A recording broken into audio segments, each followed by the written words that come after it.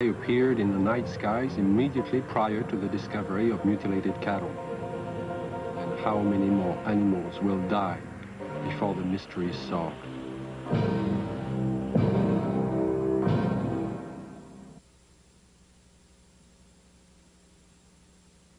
In 1974, I received a call from a woman who had a strange story to tell.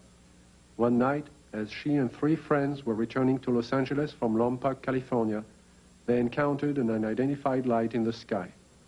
Thinking at first it was a helicopter, the friends paid little attention. When the object began to fly in unusual patterns at extremely high speeds, the passengers soon realized they were dealing with something out of the ordinary. What happened next is best told in the woman's own words. Helen is a fictional name. Her real name is being withheld at her own request. I saw it come into the sky from the top of the mountain range and go straight up and do a 9-degree angle toward us, and I called it to the attention of Don, John, and Sue. And they saw it too, and it was there. I was not on dope or alcohol or anything like that. And it started doing really erratic things in the sky. It was a small white light and very easy to see. We were not mistaking anything. It came over to the car, flipped over and went around on the other side toward the other hills and came back, settled above the car. By this time, because it was so close, it was 8 lanes of freeway, at least in diameter and even a little wider, saucer-shaped, a very white, luminescent light emitted from the entirety of it. The ship stayed above us, out in front of us, about a minute or 2, and we watched it, and none of us were saying a thing. And we just kept driving, and it kept staying in front of us. And then out of the perimeter of it, closest to us, came 4 white beams of light, very much like funnel-shaped, smaller at the perimeter, and they descended upon us and came around each one of our bodies. And out of each one of our bodies, we started to float into that beam of light. The best description would be molecularly being dispersed. And when I looked over at Don and Sue and John, their bodies, their legs and their bottoms are still on the car seat, and their heads and their shoulders and their chest molecules were going through the roof of the car, along with mine. We didn't lose consciousness while this happened. We were completely conscious of going through the roof. And the bottom molecules of our body were coming through too, and we were about 3.5 or 4 feet outside the car, going toward the ship, and we hit an energy field, a strong one, and remembered nothing. Next thing I did remember, we were coming back, the same process, going back into the car. It wasn't until several years later that Helen realized she had experienced more than she remembered. Mental images, which she couldn't explain, caused her to visit a specialist who put her through a memory regression. In this relaxed state, Helen recalled the evening in question and described in detail the experience of being taken aboard the UFO. I came to, and standing in front of me was a very tall man with whitish hair, kind of bronze, beautifully tan type of skin. And he had a long type of roguish gown on, and he was looking at me, and very, very friendly. And he said he supposed I'd like to know what we were doing here. And I looked around, and I did want to know. There was a huge room that we were in that had a hallway off in front and a hallway off to the side. And there were round, curved hallways. The room was very light. Iridescent light radiated all over, but you didn't see a light bulb anywhere. In fact, you didn't see hardly anything except for the swivel chairs we were sitting in. And he proceeded to help me up. And then when we walked together over to the screen in front of us, across the room, and he showed us some information, pictures, and it was very cordial and very easy to talk with. The man spoke to me in English, but concurrent with everything he said was a great deal of telepathic communication, and it was a completely peaceful feeling. It all made sense. He showed us a screen with many images on it that clarified some of the things he was saying. He also said that he'd been around with the other people there for thousands of years, and that they had been picking up people and giving information to people for the use of putting it into this world, into this society, to bring about a lot of better changes. And the interesting thing was that there are some people, he indicated, who we know and read about, who were given information by him. This is what he told me. And there was no fear. That's predominant, I think, in everything. From this large room where we first came on, the man led me down into a couple other rooms. And the one that's very interesting was more or less in the center of this ship, and it was a room full of dials and full of men dressed in more form-fitting clothes, whereas the one who met me had a type of ambassadorial robes on. And these guys had more like turtlenecks and Levi's. They were still white, soft, iridescent, and very comfortable looking, and they were working. There was plenty of dials, and there was lots of screens, types of scopes there, and they were doing things, very involved. None of them paid any attention to us. They kept their work. After he had taken me to these rooms, we were walking again down the hall to go back to the car. And while we were walking, I remember telling him, you know, nobody's going to believe me. And he said, he's a really nice doctor, and he goes, it doesn't matter if anybody believes you. And there was a purpose to being told these things, and what I had learned and what John and Sue had learned too had its purpose. And he was very kind and very cordial. You could meet him on the street almost and not even feel anything unusual. And then we came back to the room, and we were put back in the car the same way as we were taken out. And we just this tremendous sense of peace, and that there was a lot more going on than we had originally thought. In December of 1969, amidst great public controversy, the Condon report from the University of Colorado was finally out. In summary, they found no evidence that UFOs were a threat to the national security, and the late Dr. Condon recommended that the Air Force terminate its involvement in UFO investigations and analysis. In 1969, the Air Force officially disbanded Project Blue Book and the study of the UFO phenomenon. The conclusions of Project Blue Book were, 1, no UFO reported, investigated, and evaluated by the Air Force has ever given any indication of threat to our national security. 2, there is no evidence submitted that sightings categorized as unidentified represent technological developments or principles beyond the range of present-day scientific knowledge. And 3, there is no evidence indicating that these unidentified objects are extraterrestrial.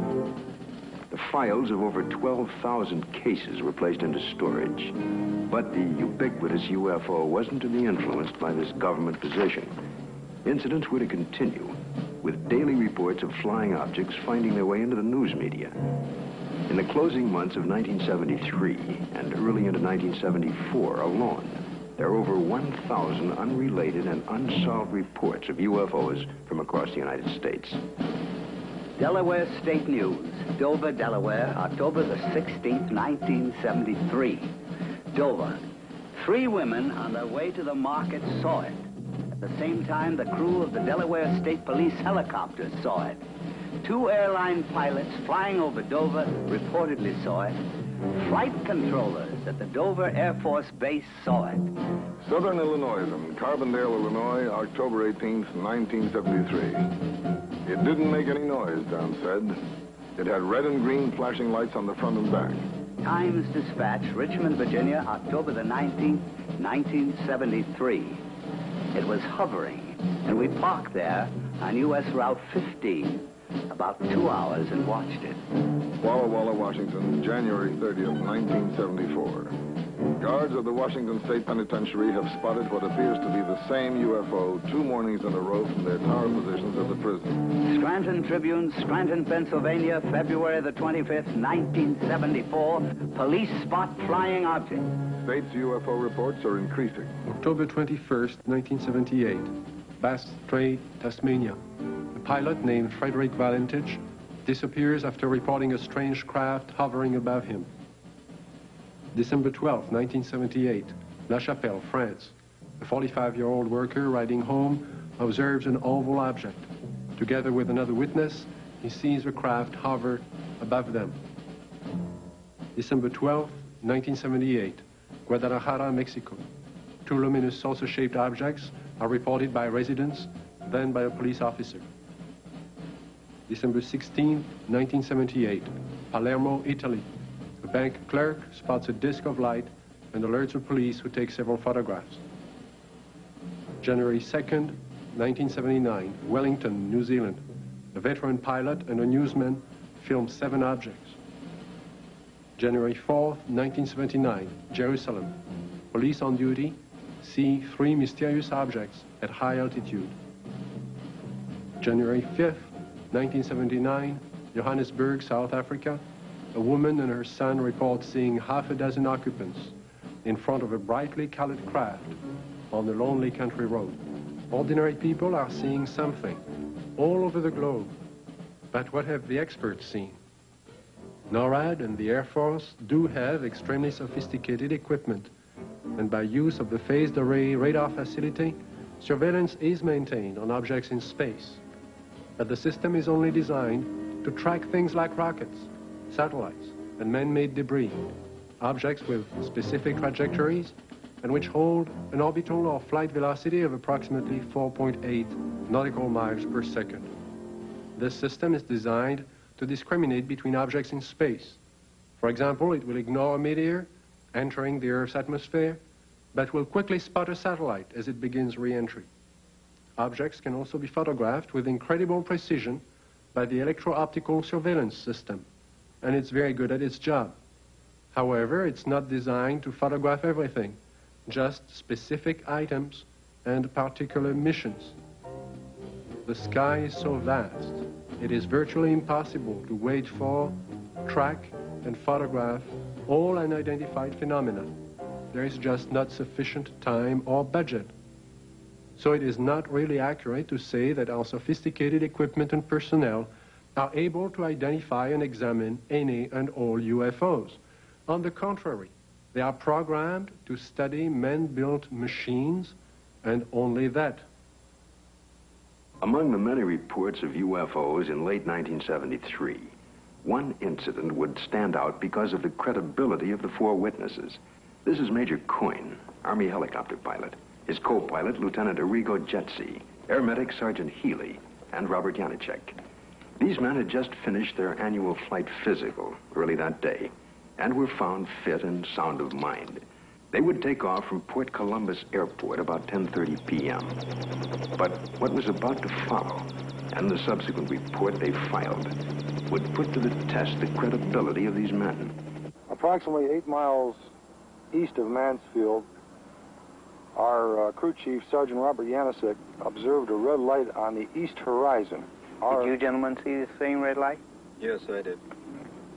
Our helicopter was flying on a northerly heading. We were flying at an altitude of 2,500 feet.